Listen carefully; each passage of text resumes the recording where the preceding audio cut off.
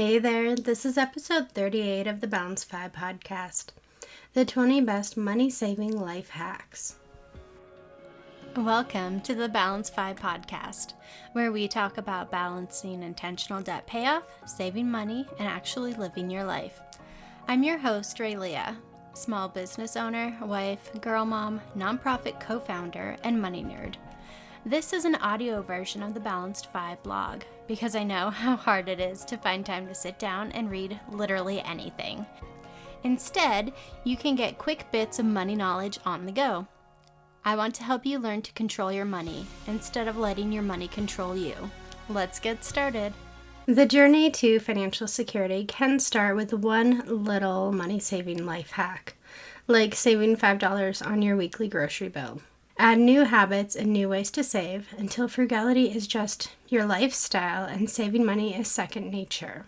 Increasing the amount that you save means you will have more money for debt payoff, saving for big goals, or investing in retirement. It means that you will rely on debt less, or not at all if you're lucky, in the future. What is the trick to saving money? The number one money-saving life hack is spending intentionally. I know that's probably not the easy do this type of advice you were expecting, but it's true. Whenever you spend money, try to do so with intention. Even routine grocery runs require thought and planning to help you stay on budget. And there are many ways to be intentional with your money, but it all starts with making a decision to change.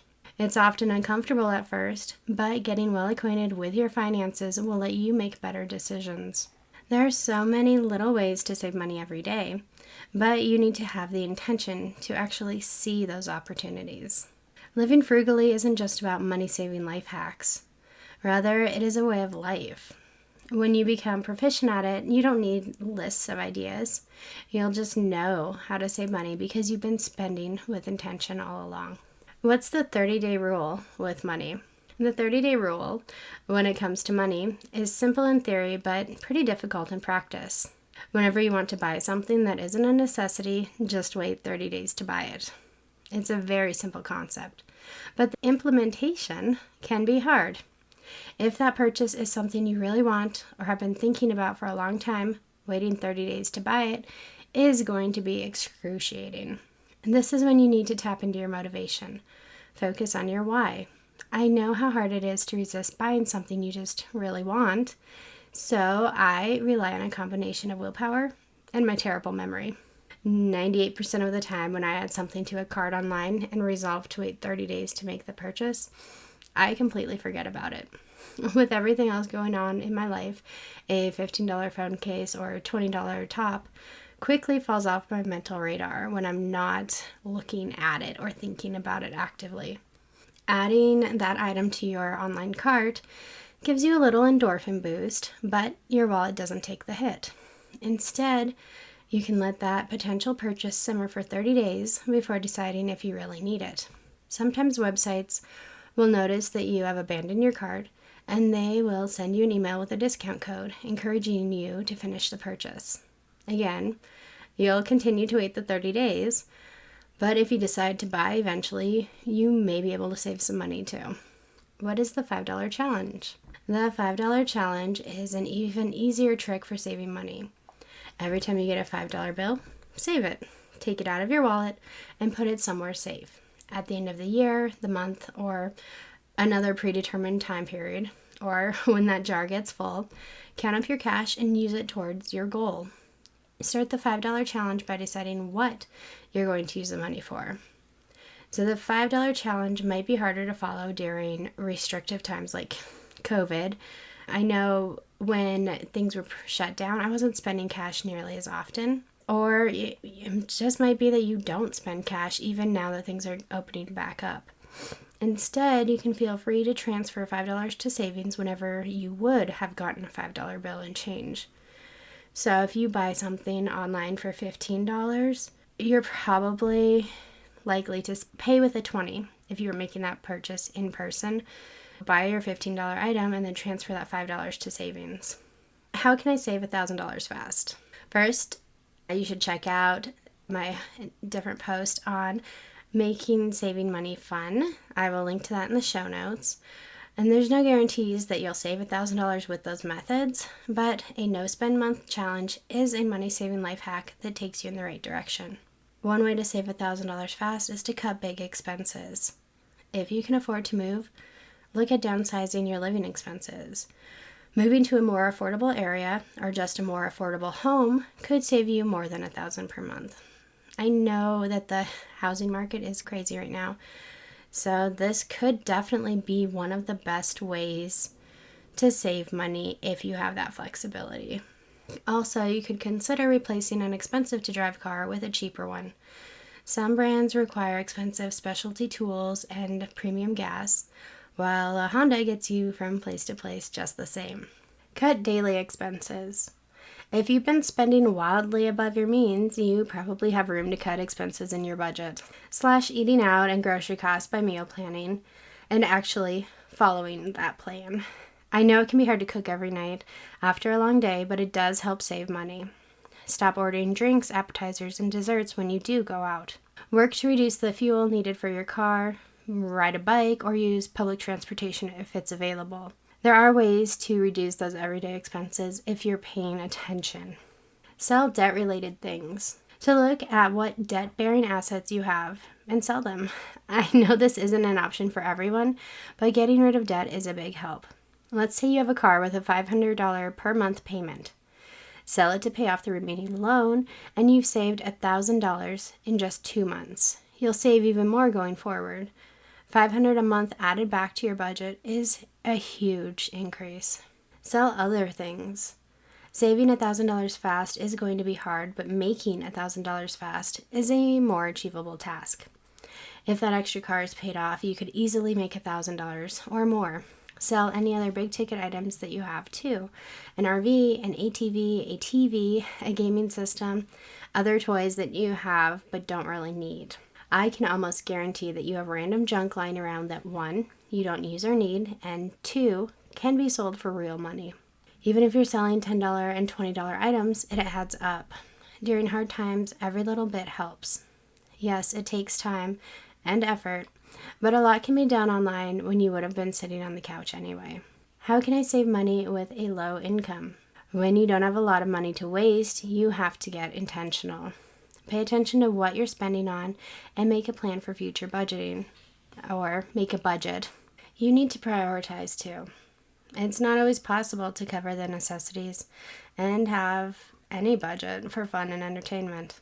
I realize that's not fair and it makes life harder mentally, but you have to do what you need to do. It's also not always possible to pay off the debt you've accumulated on a limited income.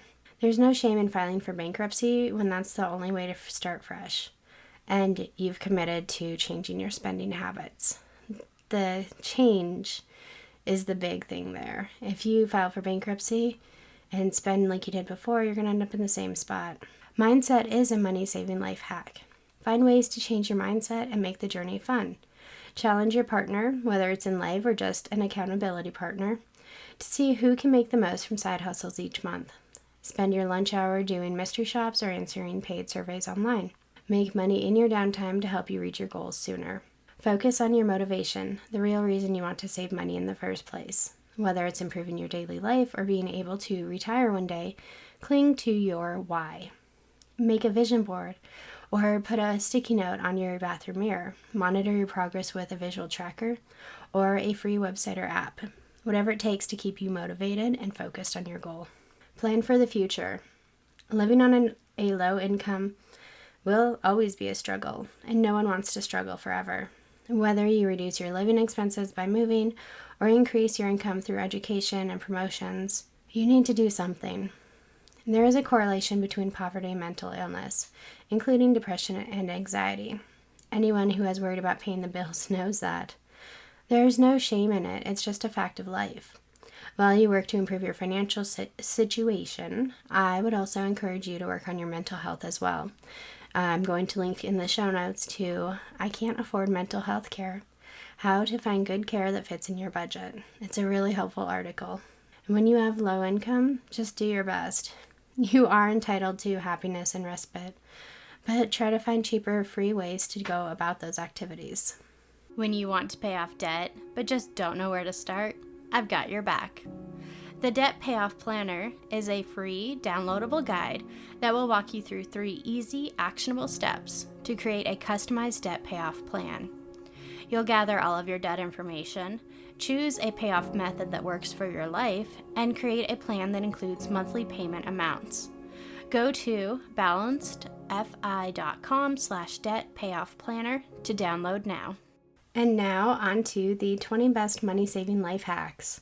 We just covered some more generalized suggestions, but now I've got 20 really specific things for you. 1, make a budget. I know nobody likes to hear that word, but it does help. I like to call it a spending plan. It's a little more palatable. Luckily for you, I have an amazing course in progress right now. It is going to cover how to pay off debt, how to monitor your net worth, stuff like that. But one of the modules is focused on making a spending plan. And then I walk you through how to revise that spending plan as your life changes and you are focusing on your debt payoff. So if you are interested in that, it's not out quite yet. But if you go to balancedfi.com/debt payoff planner, sign up for that debt payoff planner, even if you don't really want it. That'll get you on my email list, and you will be one of the first people to find out about the course when it does launch. Once you have that budget, you need to follow it and track your expenses. And just so you know, the show notes for this episode are going to be full of links to articles and resources that kind of flesh out a lot of these details. But if you want to actually read the article that this podcast is based on, or you just want to have easier access to the links, you can go to balancedfi.com/money-saving-life-hacks. I know it's a long title, but you could also just Google like balancedfi.com money saving life hacks and you'll find it. That link's in the show notes too, so it is one place to go and get all of the links to all of the resources. Okay, number 2, pay off your debt using a debt payoff plan. Number 3, have budget meetings regularly.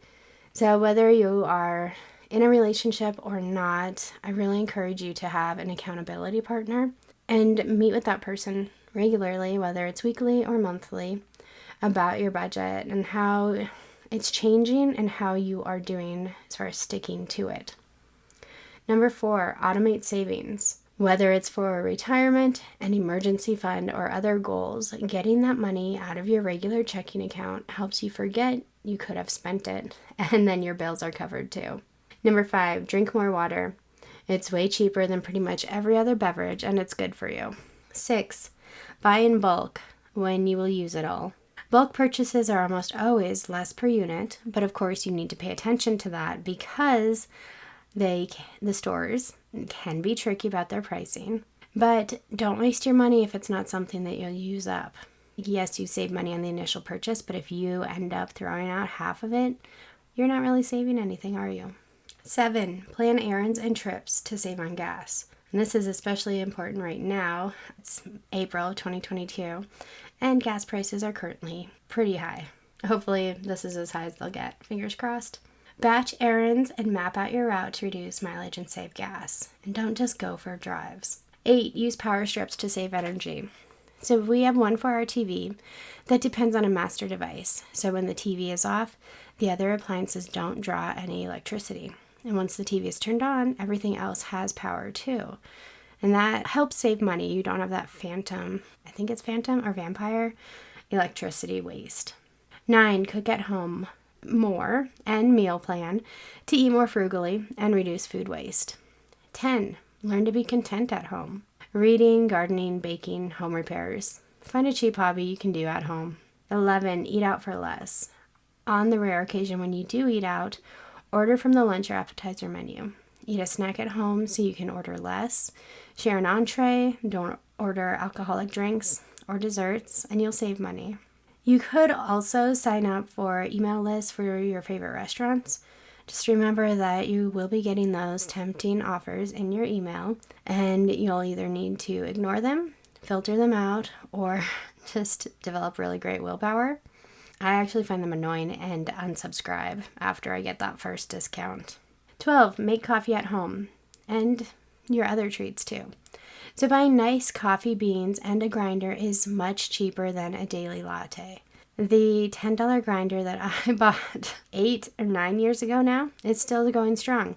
I dropped it and the little handle part that you push down to activate the grinding fell off, but it slides into the lid still, so I'm still using it.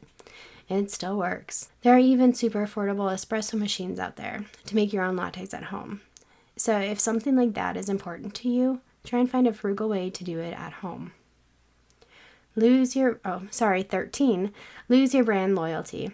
So many store brands are exactly the same as name brands. Some are even manufactured in the same plants.